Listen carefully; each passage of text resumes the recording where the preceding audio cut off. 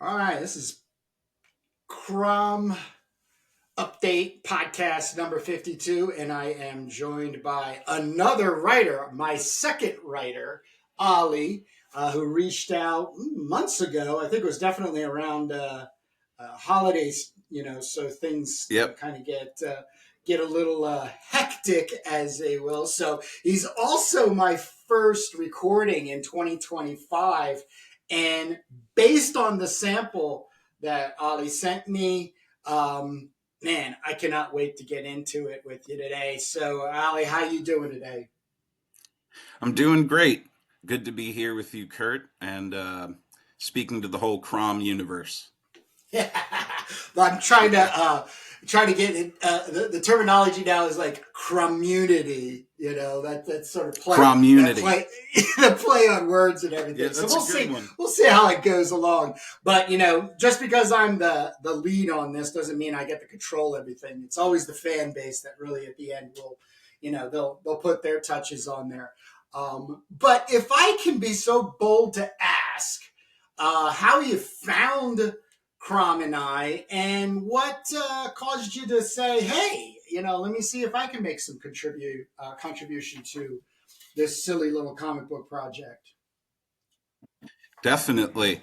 Well, I'm pretty sure that Adam Lemna, who does a really cool comic called Relic Hunter, shared your Always, work on it, social media. it's always close to me. I love this comic, and I love Adam. It's so good. Really excited for his next issue of that. And Yes, oh, look at that. it's just great stuff, man. He is just. Yeah. We're actually working on a secret project right now. We just recorded our first episode, so we've got Oh, some really cool, cool. exciting things coming and everything. And we're going to be able to meet each other at IC3 up in Massachusetts. So Very cool. I met him at an SPX in Maryland a year or two ago, and he just seems like a really great guy doing great oh, work. he is. Oh, he is. And then after he shared that, I ordered the CROM Collected edition, the newest one you put out last year. Yep, right there. Great cover, great size. And when I saw your call for contributions in the book, I just thought that would be just a really fun thing to do. I'd been writing for a while, but had never taken it to that next level of showing it to anyone outside of my immediate friends and family. And just decided to go for it, and I'm really glad that I did. Me too. Because your sample really knocked me on my keister. But before we get into sort of like your like thinking, when you say writing, is it only for the prose part of it, or are you also interested in like comic book scripting? Oh, I'm absolutely interested in comic scripting. Okay. Okay. Have not done that before, so I Uh wanted to huh. start with the prose because Uh huh. I know the mechanics of putting that together from experience. Whereas I feel like I'd need to workshop a script a little bit more just to make sure I hit things like page turns and pacing and panel layout and Yes. everything like that. Yes. Yes. Yes. One of the immediate responses I had to this story, which really doesn't have a title, does it? What did it have a title? Did it have a No, title for no this? title as Yeah, of right. yet. Okay, it was definitely. I think what it was actually. I'm just gonna. It was just Crom sample. So Yep. you do something that absolutely will hook me in, hands down, and hold you to it forever. And it's the last, and I'm not going to spoil it, but it is the last line of this story. It's just, Oh, yeah. the last couple lines of it. The thing I have issue, and I just want everybody to know, my issues aren't only with everybody else; it is with me as well. So, but the issue I feel that most stories struggle with is the ending. I'm actually been watching a lot Right. of people when it comes to writing where I YouTube search how to write from the ending first, and then I'll just watch Mm. writers, talk about that and everything. But action packed, really knocking into that whole being adjacent to Viking Norse mythology, but obviously Right. not centric to time period or the such. So from there, but what is your take on Crom the Barbarian? And did you have really any kind of opinion of him as a character before getting into what I have presented here? Well, no, I actually learned about CROM through you and your work. And Okay. so that really Okay. colors how I view the character. And what really Mm-hmm. hooked me is this idea you had presented of his long arc from a more swashbuckling action pulp hero to being Conan the Barbarian's god, or the figure that inspired that mythology, Yes. and the Yes. Yes. transformation he would undergo. Yes. And so I Yes. tried to show that in the story by jumping between the different timelines and Yep. seeing the evolution of the character becoming maybe more intense, more brooding, and really laying that groundwork for this sort of infamous god that's always in the background of Howard's stories.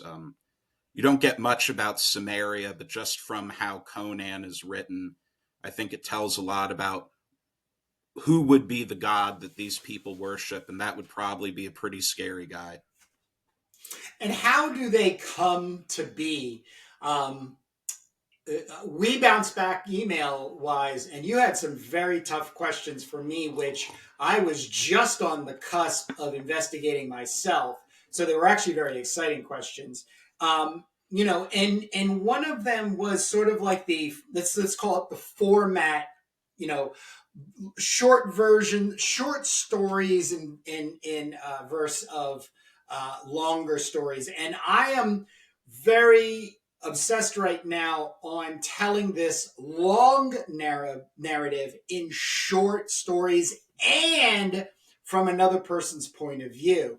And that's at the end of this sample, Ollie, you nail it, because it feels like when I read it first, you go, okay, yeah, they're in a bar, the tavern, and they're talking about stories and they're drinking and they're Yeah. being guys and da da da da. And then it comes for them to, go to bed, head upstairs and lie down. And then this one character makes this statement, and I go, crap, that whole story was from his perspective. Yeah. So very, very, very well crafted. But yeah, the if you it's really kind of to kind of talk about what I've constructed here with the CROM Collected, which is 140 pages, black and white, Savage Sword of Conan, 8.5 by 11. And it's really just based on not only my own obsession, if you will, but bring in Adam back in, guys like Adam Lemna, who does Relic Hunter, and what happens to some of us, where I praised him immediately from the Hawks over Yeah. Shem. That's a Roy Thomas. That's coming out of Robert E. Howard, penciled by Yep. John Buscema, and inked by Alfredo Akala. And to take that on as a comic book artist and then put it out for other people like myself, to judge, if you will, because everybody's kind of afraid of how people are going to say like that. When I turned this, I was so sold. And so, kind of like the same with your story, it happens at the end, but here he's really establishing, what he's going to give you, because he's ultra excited about it. Yeah. He's so inspirational with Relic Hunter doing that whole thing basically by himself. Yeah. Uh, when I picked it up a couple years ago and was flipping through it, it just blew my mind and really probably lit that creative fire under my belt that's culminating right now with CROM. So, with your first introduction to comic books and fantasy, how does that come about? Oof. I've just sort of been into it my whole life, probably the 1990s, well, Batman the Animated Series, the Spider-Man cartoon, those early Marvel movies before the MCU, X-Men, Spider-Man, Yeah. and it just sort of snowballed from there like it does for many of us, I'd imagine. Um, with the fantasy, I think I probably came in through Tolkien and Lord of the Rings. I Right. was a kid when Peter Jackson was putting those movies out, and I Oh just wow. loved those. Then I started reading, Tolkien's actual works, and Yep. from there, it's not a far jump to find Howard. So I think because I'm younger, I sort of missed the Schwarzenegger movie and really came into Conan through like the comics and the short story. I still love the movie. I have it on Blu-ray, but I definitely lean more towards like the Roy Thomas with John Buscema on Savage Sword, and then the original canon of short stories. Yeah. Well, for me, it is basically Conan the Barbarian, the movie with Arnold Schwarzenegger, and I watch it every my birthday, on and around my birthday every year. And Yeah. it's so.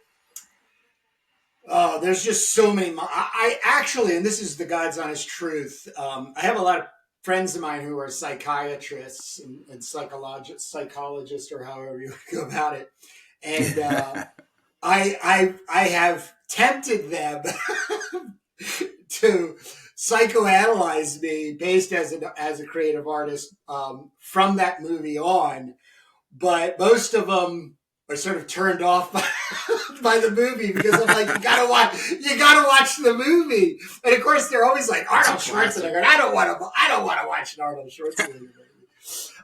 And I would love to Well, have they're somebody definitely missing out. psychoanalyze me, because it's just I have always tried to figure it out, but I've definitely have let it had let it go, and with Crob the Barbarian and Gardner Fox and John Gunta's construction from the original material. It's also what I'm I, I'm probably my number one reasoning for doing this CROM anthology community based project is other people's interpretation of the character. So one of the things I was saying to you, Ollie, before getting on live here and recording, is us getting to know each other and seeing if it's going to be a good Right. relationship. But it's also about me explaining the term, and how I feel collaboration should happen. Um, with you, I can and will speak specifically. Um, the idea of collaboration is really when two people get involved in an idea and they're able to bounce back and forth and around inside that containment in order to bring something creatively in the world. Just with this story alone, um, I would love to, and this is just a suggestion, and I would love to hear your response from you. Get 10 of these stories to put into a collection. That's really like Oh, yeah. first collaboration I would like to do with you. Is that something that aligns with your thinking? Oh, oh, absolutely. Oh, fantastic. Definitely. Okay, good. Yeah. Because because I And I do totally. I go ahead. No, please go ahead. And I was just going to say, I think the way you talked about collaboration is also really how I think of it myself, where you're really within that containment, going back and forth, bouncing around, and just bringing something fresh to the table that maybe neither person would have come to individually. Yeah. Because how I get to CROM the Barbarian is I do a Google search in 2013 on, and literally, public domain sword and sorcery character. Not barbarian, not Viking. Nice. It was sword and sorcery character. Now, of course, Conan comes up, but it's not. I've submitted so many times at so many points, and I personally don't align with and haven't aligned with how Conan the Barbarian or Sumerian or whatever has been presented until recently. I do not have that. Oh, do I don't have the recent. Do I? I just want to see. Oh, I do. Until Titan started putting out the Savage Sword of Conan. So good. And I am like, okay, I might have to back up a little bit and stop being so hypercritical. But what had happened is that I found CROM the Barbarian by Gardner Fox and John Guinta. Did my due diligence, found the 3 official. It was 2 pulp magazines and a comic book.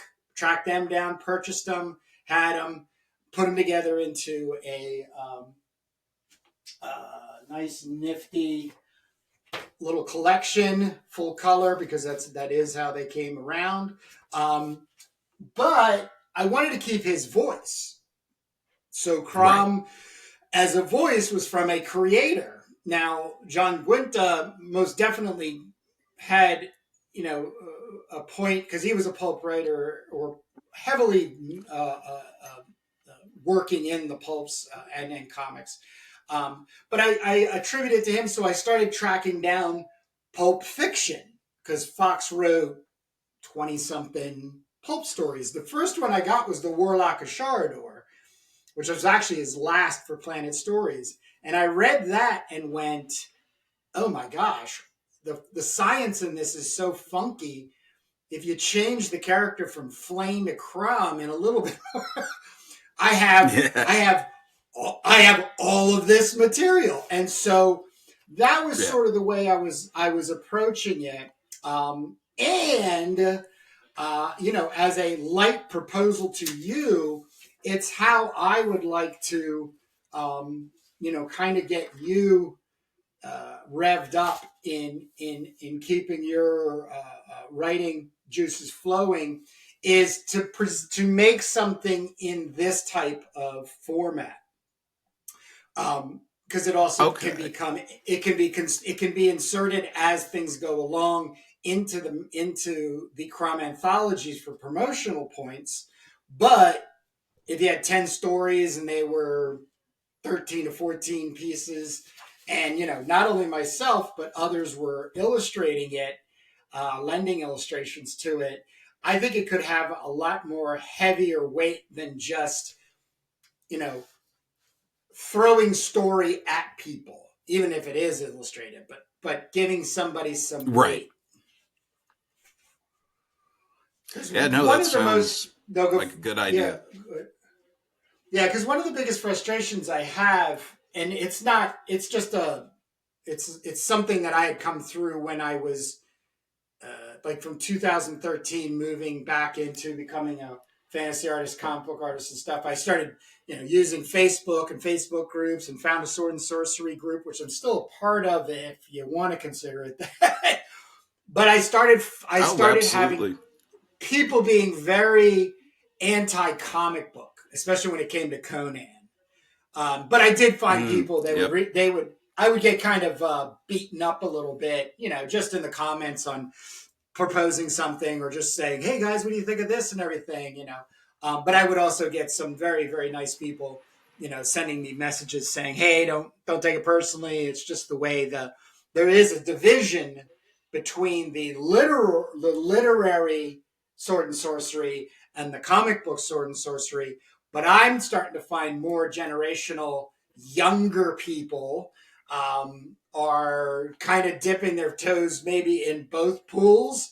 and then running out on the other side, and then really, allowing things to happen. So, I'd love to be able to present something to the sword and sorcery literary community, and seeing what would actually draw people across the river back over to comic books.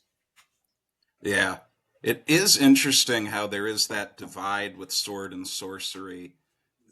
In some ways, because I think it's just such a natural fit for comics as well as prose.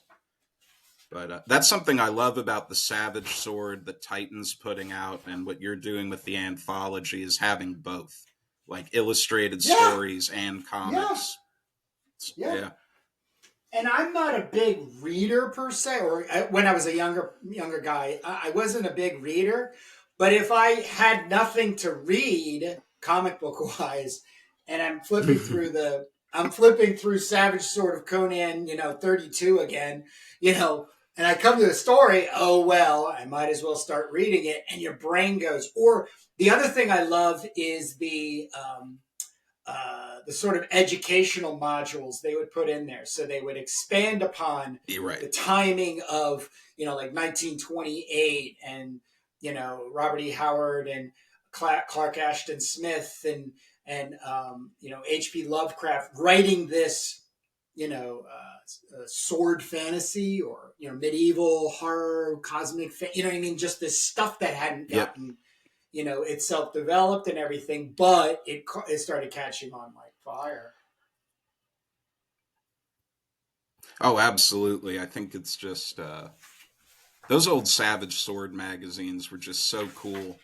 And obviously, I didn't come around to them till much, much later, which is why I think it's so cool that it's sort of coming back at least a little bit right now. It seems like 2024 was a big year for sword and sorcery, at least in the comics world.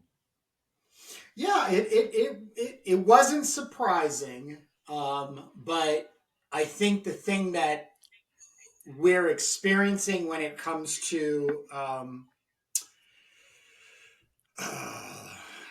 IP or places of like-mindedness is that even the smaller communities are starting to feel a weight to them, because it's kind of difficult to stay on board with things that are so broad and just roaming all over the place, in television and in comics, and and so if you find something like Adam Lemna's Relic Hunter and you're like, wow, I want more of this, and then all of a sudden you go, oh wow, he's using this magazine, let me get it, and you just fall into it, and then you want more, want more. And I also placed individuals. One of my running theories is, and it's why I put the collaboration in there, is I think 9 out of 10 people who are involved in comic collecting, it's a part of what they spend their hard-earned money, want to be involved in some way. They get an idea. They get an idea. Oh man, I'd love to see Batman and so and and they might even just open up the word processor or take out a piece of paper and start doodling something. And I'm speaking to exactly those individuals. So when it comes to collaboration, though, I am not very much speaking to like a one-on-one relationship. It is very much the collaboration within the community, the people involved and getting involved. So, because I already had that with Ron Parsons and Drawn Sword, where when I had my interview with Rom, and I was kind of kicking the can back to him about, well, it's a great story. Have you thought about comic scripting? And he was sort of, well, working with artists, and wow, we just kept going around. Something with Drawn Sword and him, and now they're working on Drawn Sword's on 2 submissions. He's got his own Seven Sword comic called Karnak, and then he's working on this other story with Rom. So that's exactly what I'm excited about, as well as, me having the opportunity when it fits the scheduling that I have out in front of me to contribute and put things forward. But that contribution too, just so people are, as I'm saying to you, Ali, is, you know, let's get 10 short stories together and figure out how to put a Yep. collection and get it out there on its own, through the Gardner Fox Right. Library, and have it out there and work with it. And it sounds like you're on board with that. Oh, absolutely. Awesome. It's just cool to see the community coming together, and like you said, Drawn Sword has these two projects coming forth, and just seeing everything sort of emerging out of that is really cool. And also, just man, his artwork is so fantastic. I just love it. So cool. I constantly refer to it as bonkers. Yeah. It's, and this is point bonkers number one with Drawn Sword's work.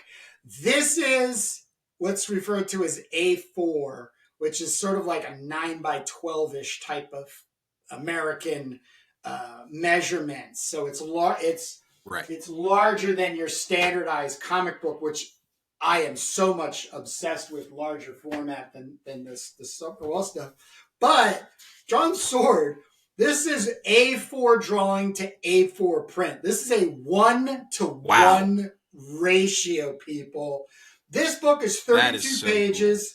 Cool. It's limited edition, 100 pages, printed in New Zealand, where he is homed at. And I was able to do a pre-order and secure 25 issues. I have some of those left. If I still have them, they will be going up to IC3 in March in New Haven. And, we'll be looking at a second run to be coming out here. But, he was one of the first people, and I have to put this back out to the first 5 individuals. David Molina, as a matter of fact, I have first interview with his brother John, who has some great pages he wants to contribute to. But David was the first guy. I said I got to work with him in some way or another. And so through Instagram, and then Drawn Sword was the second. And I was so surprised both of them said yes, because I really didn't have anything to show other than my enthusiasm for fantasy art and everything. Of course, Ken Landgraf right now is working on a 4-pager. The legend. The 4-pager right now. The sketches, I just approved the sketches this morning, so we've got I call it CROM Landgraf right now. I think I might stick with that as the title of it. And then Adam Dodds and Jason Schoonover, who were 2 people through Instagram alone, where I every time I saw their posts, I kept saying, I want to see them do something with CROM. I just want to see what their take would be on it. So I do have material with all 5 of these gentlemen, but I cannot thank them enough for trusting me and putting in the energy that they've put in. Definitely, as I was just wandering around in a dark room, for putting this 140 pages together to see if anybody was going to be, taking to it. And, we definitely have that, which is now, has led me into, the CROM Anthology. But Ali, I want to just close off this interview because I'm going to have you back on, because I know people are going to want to hear more updates, about what you're working on, how things are coming along. But, I want to give you some time if you have questions of me, process, whatever, or, why this, or have you thought of that kind of stuff? I guess one question is your relationship with the Gardner Fox Library and CROM, and how all those pieces fit together. The anthologies published through them. Yeah. I am the custodian of the Gardner Francis, so I hold the responsibility for it.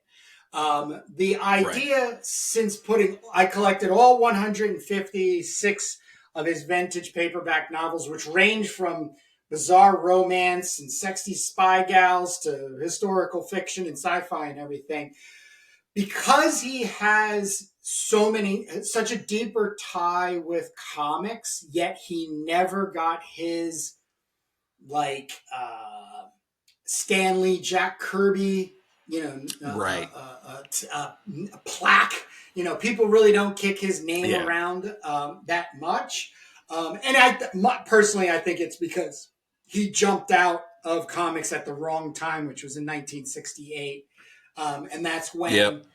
that's when the publishers actually started pushing names. So it was really about Right. a Stanley or a Jack Kirby or a Carmine Fantino or a John Harry Buscema, blah, Bates. blah, blah, blah, blah. Yes, exactly. And so he missed Yeah. that tugboat, for his own world.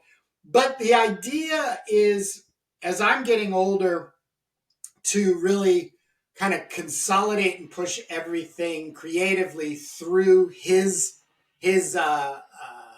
character lens, like the stories that he has sort of punched out. Because just between his sword and sorcery characters, which is Kothar, Kyric, and Nile of the Far Travels, I probably could spend the rest of my life just trying to illustrate that stuff.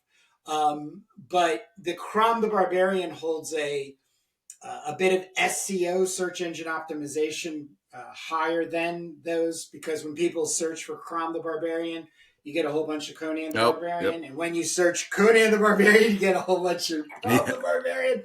So it is a marketing scheme, if you will. But to let one of the cats out of the bag, this year I should be actually getting more, especially of Fox's sword and sorcery material, into the anthology. I have to be careful because I Very don't cool. want to screw anything up per se, but I have some uh, ideas, and I'm just kind of like, okay. One of the things, and this is attached to that cat. Um, I am often contacted by people who want to license characters and stories out of Mm. the Fox library, but only one person made it through, because they were translating his sword and sorcery material into German. Very And cool. that's the whole. I'm not here selling licensing for cash. I'm selling licensing for advancement of Fox's name. So Right. even CROM is doing that. It appears to be a separate entity, but it really is, an imprint of what's going on. But it's really flagshipping it and Right. everything. So does that answer And your he question? Yeah, and he definitely deserves his place in comics history. I mean, so much of the Silver Age DC stuff, and it's just like you said, he doesn't have that plaque of a Stan or a Jack, but should definitely be up there with the guys who really built the foundation for this whole thing. Yeah, I'll tell you, one of my trigger elements for me to kind of become obsessed with somebody's work, no matter what it is time and space. I love when people play with time and space in fantasy, or what would appear to be reality, but there's something cosmic, if you want to be, even existential. I think when it's done, it's done by a craftsman, a craftsperson. Um, so when I have read all of his books, Fox's books, and even within his romance novels, believe it or not, he does that. He plays with timing and placement whether it's memory or something that makes me always go, wow, this is kind of a boring romance, but he just Yeah. he just made it he just made it really interesting. Now I have heard it be said that it's his inconsistency with kind of telling a well plotted story, but I say poo to that because it's pulp, people. Right. It's nonsense and escapism. Yep. It's not literature. I'm not trying to push any agenda of you got to take this seriously. I don't want you to take this seriously. I want you to take it serious enough to buy a copy and dive into it if you're gonna. But at the beginning and the end of every day, even my wife says, "Oh boy, oh boy," because I won't let it go. I think when you try to make sense of fantasy, you're destroying it. It's absolutely. It's the most corrosive element I see individuals doing their best to help people get through a fantasy story. And I think it's sacrilegious. I have no interest in it. But there's a lot of great stuff out there too, and I'm sure we're going to be able to get into that. But anything else before we let these good people get back to reading comics, making them if they choose, Allie? Nope, it's just, once again, great to be here. Great to be introducing myself to the CROM unity, and there's just a lot of really exciting stuff coming down the pipeline. So it's a really exciting thing to be participating with.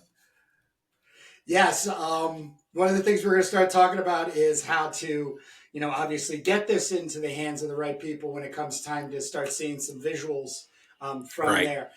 But that would be so cool. Oh, just to yes, see my own story illustrated. I mean, as someone with no artistic talent, it's just like, no. I've one life right there. And then I can't draw, but your visuals, the visuals you created here, I'm not gonna, I don't want to spoil. I want to say things, but I don't want to spoil anything yet. Because yes, thank you for going through the technological hassle of getting here. But as I said, guarantee once you get to this point, it's all easy. There's no it's all just sliding through and everything. But we will definitely have you back on, and I'm so excited to have you on board as a writer right now in the community. Yep. All right. Me too. All right. We will let these good people get back to reading comics, making them if they choose, and we will be in touch. Take care, Ollie. You too, Kurt.